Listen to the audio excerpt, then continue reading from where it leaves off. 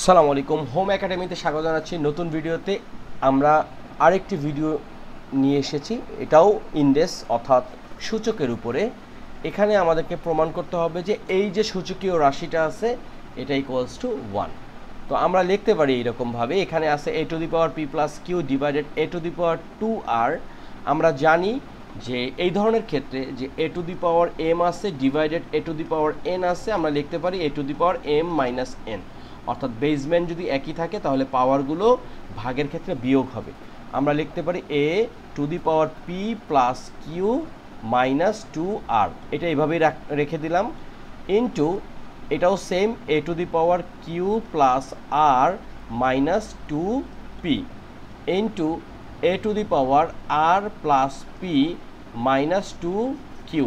এইটুকু আমরা আপাতত মাথা থেকে ঝেড়ে ফেলি।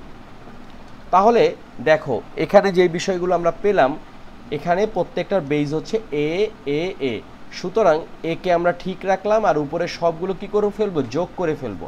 অর্থাৎ P plus Q minus 2r plus Q plus R minus 2p plus R plus P minus 2q।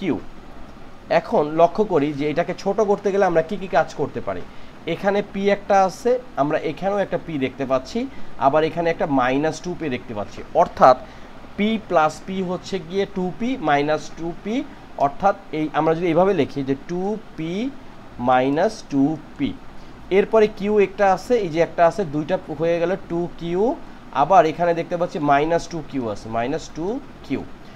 In the meantime এখানে দেখতে পাচ্ছি মাইনাস 2r, আর এখানে হচ্ছে আর, আবার আরেকটা আর আছে, অর্থাৎ প্লাস 2r।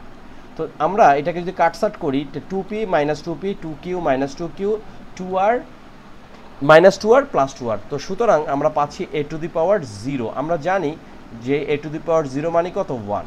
সুতরাং এই যে 1টা আমাদের কিন্তু হয়ে গেল, অর্থাৎ আমাদের প্রুফ হয়ে গেল। আশা করি অঙ্কটা তোমরা সবাই বুঝতে পেরেছো। এই জাতীয় অঙ্ক কিন্তু পরীক্ষা আসবে, তোমরা যখনই এই যত অঙ্ক যেখানেই দেখতে পাবে একা একা আগে প্র্যাকটিস করা শুরু করবে। অনেক ধন্যবাদ।